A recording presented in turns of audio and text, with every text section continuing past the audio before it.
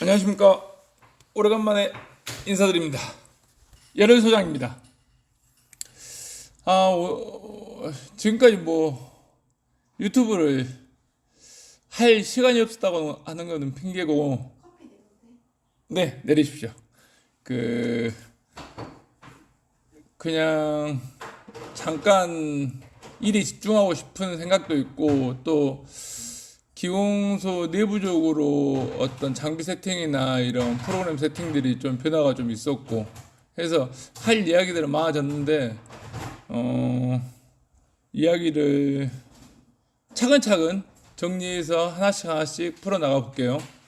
오늘은 기본적으로 그냥 디자인 하면서 굳이 디자인을 올릴까 하다가 포토를 보니까 한번 올려볼 만하다 싶은 생각이 들어가지고 디자인을 올리게 되었고, 한번 진행 한번 해보겠습니다. 지금 그냥 6전치, 아주 노멀한 6전치 배열처럼 느껴져가지고 그냥 이건 굳이 콘텐츠에 어떤 의미가 있나 싶은 생각을 하다가, 왠지 느낌상 캠핑도 있고 클래스 3 환자이기도 하고 해서 케이스를 한번 올려보겠다는 생각을 했습니다. 지금 보시면은 10번대하고 40번대 측에 어떤 부정교합이 진행되어 있고, 20번대, 30번대는 정상 교합으로 흘러가요. 전치부는 엣지바이트 정도 될 것 같아요. 20번대 전치부가. 그래서 이걸 어떻게 자연스럽게 할까 이제 배열을 하다가 원장님한테 전화를 했죠. 사실은 뒤쪽으로 임플란트를 들어갈 수도 있고 크라운이 들어갈 케이스인 것 같기도 하고 해서 전체적인 수복이 되지 않을까 하는 마음에 전화를 한번 해봤습니다. 그래서 디자인 중간에 이렇게 약간 끊김도 있고 원장님하고 통화하면서 사진을 주고받고 이야기를 하고 하면서 이렇게 조금 더뎌지는 부분이 있을 수가 있어요. 그 부분 양해하시고 보면 좋겠습니다. 보시면은 일단 아치에 맞게 치아 배열을 들어가기 시작했어요. 아치에 맞게. 근데 아치에 맞게 치아 배열을 하다 보니까 어떤 부위는 오픈이 되고 어떤 부위는 또 이렇게 약간 과하게 중첩되는 교합이 되기 시작했었죠. 3번 같은 경우에 이제 대합치의 조정도 좀 필요할 것 같고, 아니면 대합치 보철물 수복이 들어가는 상황이 생길 수도 있어요.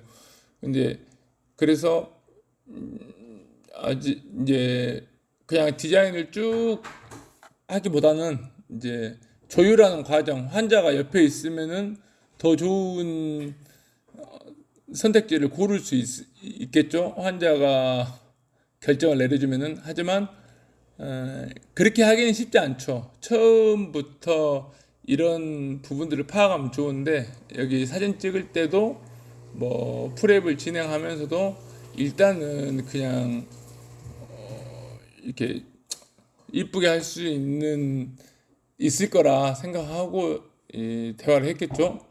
근데 실제 막상 이제 이렇게 해보니까 이런 상황들이 좀 발생해요. 그래서 이거를 어떻게 조율을 할지 지금 원장님하고 통화 중일 겁니다. 지금 통화 중이고, 그래서 저는 될 수 있는 한 하악을 조금 삭제하고 그냥 과잉 건강한 치열이 존재하는 하악 치아를 보철을 수순으로 가지 않고 그냥 현재 상황에서 어느 정도 자연스러운 치열과 심미 회복을 하기 위해서 지금 이야기를 했고요. 만약에 구치부를 하면서 환자분이 조금 더 심미에 대한 니즈가 생기면은 하악 전치를 수복하는 그런 방향으로 이야기를 마쳤습니다. 그래서 약간은 오픈 바이트가 생기고 약간은 하악 치아에 삭제가 필요할 수도 있겠지만 어, 감안하고 진행할 것 같아요.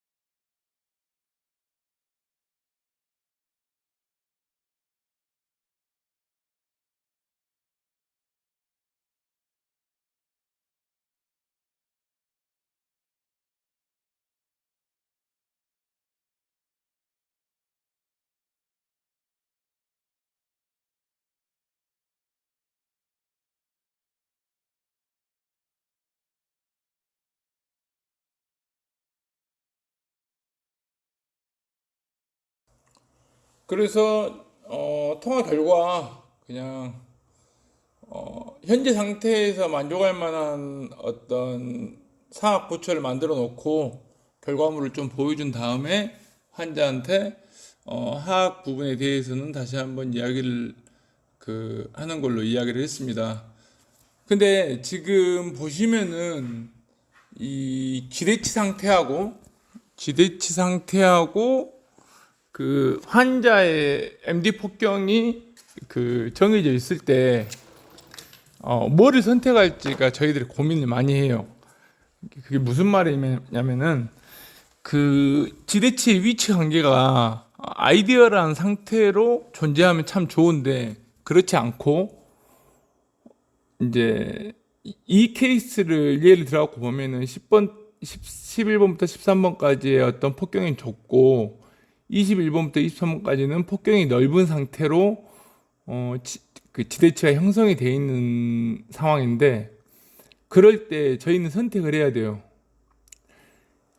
일단은 무조건 황금 비율로 육전치를 그 좌우 대칭이 되게끔 만들어 보고 붙여봤을 때 예를 들어갖고 마진을 연결해 봤을 때 그 연결이 자연스러운지 자연스럽지 않은지를 먼저 판단하셔야 되는데 만약에 그 연결이 자연스럽지 않다는 판단이 들면은 다시 배열로 넘어가서 그냥 지대치 정중앙에 치아를 배열하고 MD 폭경을 조금 차이가 나게 하더라도 정중앙에 배열을 하고 그 다음에 그 양쪽 풍용부의 릿지를 가지고 치아가 비슷해 보이게 하는 효과만을 가져가는 게 중요해요. 이거는 디지털적인 부분이 아니라 실질적으로 왁스업을 할 때도 똑같이 통용되는 부분이어가지고 지금 보면은 10번대의 치아가 좀 MD 폭경이 적죠. 적은 상태에서 배열을 하는 게 이 환자한테는 맞을 것 같아요. 그리고 그렇게 결정을 했을 때 지금 보시는 가운데 치간 유두가 10번대 쪽에 치우쳐져서 이렇게 형성이 돼 있는 상황이라서 10번대의 치간 유두, 이게 정중부의 치간 유두를 20번대로 약간 밀어낸다는 생각으로 마진부터 저 풍용부까지 올라오는 부위를 약간 통통하게 제작을 해줘야 돼요. 그리고 실질적으로 21번 마진부터 치간 유두까지의 그 공간은 얇게 제작을 해서 정중 라인에는 변화는 없지만 이렇게 치간 유도가 움직여 가지고 정중선이 그 안모와 정중앙에 형성될 수 있도록 만드는 게 좀 중요합니다. 이거는 이제 케이스들을 여러 개를 다뤄봐 가지고 그때마다 이제 어떤 판단을 해서 진행해야 되는 부분인데 처음 접하시는 분들은 약간 어려울 수 있어요. 그리고 많은 경험을 쌓았지만 실수하는 상황이 많이 발생해요. 실질적으로 저도 굉장히 이런 케이스를 진행할 때는 많이 두렵습니다. 하면서도 시행착오를 반복하죠. 이제는 붙였다가 다시 떼어냈다가 아니면 늘렸다가 다시 줄였다가 하는 과정들을 계속 반복해요.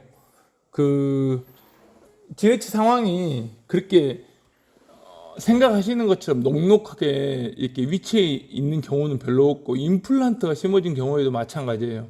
그 임플란트의 위치 관계가 MD 폭경을 이렇게 정배열을 할 수 있게끔 주어지는 경우는 흔치 않죠. 그래서 그 커스텀 어버트먼트로 제작을 하게 되면은 그 부분에 중점을 두고 제작을 하는 게 맞아요. 무슨 말이냐면은 임플란트에 심어진 위치와 방향이 수술하는 가이드를 만들어 보신 분은 많이 알 거예요. 좋은 뼈 위치에 튼튼하게 초기 고정이 나오게끔 임플란트를 심어 놓는 게 우선인가 아니면은 상부 보철을 함에 있어서 그냥 상부 보철의 MD 폭경이나 버클링가의 위치 관계를 중점을 둘 것이냐. 하지만 대부분 원장님들은 전자에 중점을 두고 전자에 중점을 두는 게 맞다고 생각을 해요. 이빨을 만드는 사람 입장에서도. 왜냐면은 상부 구조물이 아무리 좋게 나와도 실질적으로 이런 픽스처가 버텨주지 못하면 아무런 의미가 없거든요. 그래서 이런 지금 제가 아까 말씀드린 어디를 중점으로 갈 것이냐 이런 부분들을 결정지어야 돼요. 지금도 지대 상태가 디스탈 부분이 굉장히 얇게 돼가지고 그냥 MD 폭경을 줄이고 리지를 늘리더라도 저기를 튼튼하게 만드는 게 더 중요하죠. 싱글 케이스인데 저기가 얇아져가지고 종이장처럼 나오면은 당연히 문제가 생기겠죠. 조금의 응력이 발생해도 크랙이 갈 것이고 뭐 실질적으로 치아를 사용하다가도 문제가 생길 수 있고 그래서 지대치 위치 관계와 황금 비율의 MD 폭경을 항상 고려해서 제작을 해주시는 게 좋습니다. 여러 번의 시행착오가 있더라도 그 부분만큼은 지켜주시면서 디자인을 하는 게 좋아요. 그리고 버클 쪽에서의 어떤 정중 라인을 맞췄다고 생각을 하시더라도 실질적으로 파라토탈 쪽으로 넘어오면은 그 부분이 좋은 세퍼레이팅이 돼 있지 않은 경우가 많아요. 그래서 항상 한 부위에서 보는 게 아니라 여러 부위를 계속 돌려봐 보면서 이게 우리가 컨터링을 할 때도 마찬가지잖아요. 버클 쪽에서 아무리 열심히 맞춰놓고 측면이나 링갈 쪽으로 돌아갔을 때 나 이렇게 하지 않았는데? 라는 생각을 많이 하게 돼요. 그러니까 이 여러 각도의 방면에서 자꾸 돌려보면서 모든 위치에서 자연스러울 수 있는 치아 외형을 잡아가시는 게 중요합니다. 잔소리가 좀 많죠. 근데 100번 1000번 강조해도 전치부 케이스에서는 항상 어렵습니다. 저도 항상 어려워요. 항상 매번 할 때마다 아무리 쉽고 제 위치에 존재하는 케이스여도 실수하는 부분이 나오고 간과하고 넘어가면은 나중에 문제가 돼서 신터링이 끝난 다음에 재빌드업을 하는 상황들이 발생을 해요. 저희가 신이 아니고 실질적으로 자동 디자인 오토 플로우 워크를 돌려봐도 그런 부분들은 컴퓨터가 잡아낼 수가 없어요. 이거는 그냥 치아를 많이 만져보고 많이 보고 많은 실수를 해서 터득되는 쌓여지는 그런 노하우라고 그런 테크닉이라고 생각을 해요. 그래서 정말 웃긴 얘기를 한번 하자면은 엑소캐드 3쉐이 뭐 3일 완성, 일주일 완성 이런 이야기들을 많이 하시는데 세미나도 있고 뭐 학교 수업도 있고 근데 그 부분들은 뭐를 말하냐면은 그냥 툴을 사용하는 능력이죠. 그러니까 툴을 사용하는 능력은 사실은 하루 이틀이면 배울 수도 있어요. 이게 아주 깊게 들어가지 않는 이제 그런 툴을 사용하는 부분들은 충분히 배울 수 있어요. 하지만 그 툴마저도 정말 많이 변수가 생기고 또 그에 파생돼서 다른 테크닉들이 나올 수 있는 그런 상황들이 많이 있어요. 이게 사실은 저한테도 여기저기 이렇게 전화가 한 번씩 오는데 이 부분을 모르고 지금까지 어떻게 디자인을 했지? 라는 생각을 하면서 가르쳐 줄 때도 있고 실질적으로 이런 부분은 나도 잘 몰랐던 부분인데 누군가 물어봐서 이거 이렇게 하면 되겠구나 라는 생각으로 머릿속을 이렇게 환기시키는 경우도 있죠. 그래서 뭐 3일 완성, 뭐 5일 완성, 이틀 완성 이런 것들은 그냥 기본적인 소프트웨어를 다루는 툴이라고 생각하시면 될 것 같고, 쓸데없는 잔소리가 많았네요 또. 어찌됐든 간에 실수를 반복하면은 많은 경험치가 쌓이게 됩니다. 그래서 이렇게 한 케이스를 할 때도 이렇게 디자인해보고 저렇게 디자인해보고 이렇게 배열해보고 저렇게 배열해보는 그런 과정들을 많이 거치면 거칠수록 새로운 케이스에 대한 대응 능력이 좋아지게 돼요. 잔소리는 여기까지 하고, 그래서 이 케이스는 이렇게 디자인이 마무리되어 갑니다. 이 정도 이제 디자인이 되면은 교합, 태합 삭제를 어느 정도 할 것인가, 이제 이런 부분들만 고민하면 될 것 같고, 제가 본의적으로 잠깐 다른 얘기를 드리자면은, 요즘에 오랄스캔이 이제 거의 대중화가 됐어요. 흔히 말하는 캐드캠 시장에 과연 올 것이냐. 우리 2012, 13년도에 가장 많이 했던 질문들이죠. 캐드캠 시장이 캐드캠을 갖고 있는 기공소가 노멀해질 것이냐 하는데, 지금 시장을 보면은 사실은 캐드캠이 한 대에 있는 기공소를 찾기 어려울 정도로 기공소에 많이 깔려 있죠. 똑같은 예로 원장님들이 항상 물어봐요. 오랄스캔 시장이 과연 평범하게 정말 많은 치과에 다 깔릴 것 같냐? 그럴 것 같습니다. 라고 말하죠. 실질적으로 저는 그렇죠. 이제 거의 한 80% 이상이 오랄스캔을 쓰고 있고, 나머지 20%도 오랄스캔에 대해서 많은 관심을 갖고 있어요. 그래서 저는 일단은 스캔 데이터를 오랫동안 받아왔고, 지금 국내에 유통되거나 국내에 유통되지 않는 오랄 스캐너도 데이터를 바꿔 제가 사용을 해봤어요. 그래서 다음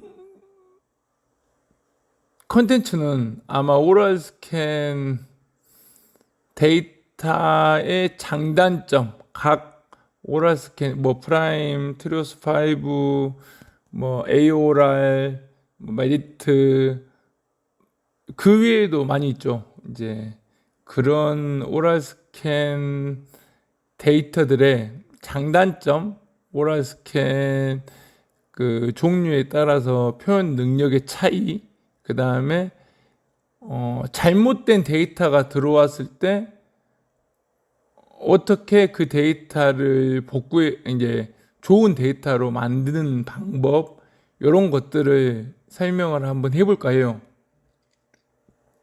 필요한 부분이죠. 필요한 부분이야. 정합에 관련된 부분, 그런 것들을 한 번에 설명하기는 좀 어렵겠지만, 이제 조금씩 설명을 한번 해 들어보려고 하고, 그리고 제가 이제 다시 이제 유튜브를 시작하게 된 계기가 질문들이 한 번씩 오거나 아니면은 이제 지인 업체를 통해서 뭐 모르는 부분에 대해서 이렇게 한 번씩 물어보기도 해요. 그러면은 그런 부분들이 다른 사람도 이 부분에 대해서 만약 저는 이제 알고 있었던 부분인데 이런 부분들도 궁금해할 수 있구나 하는 것들이 있어서 이제 그런 부분들을 같이 공유해서 이야기 나눠보고, 제가 해결하는 방법은 이런 방법인데 혹시나 더 좋은 방법들이 있으면은 뭐 이렇게 좀 수렴하기도 하고 해서 이제 좀 이야기를 나눠보려고 합니다. 그래서 댓글들이나 이런 부분들로 하나씩 이렇게 그냥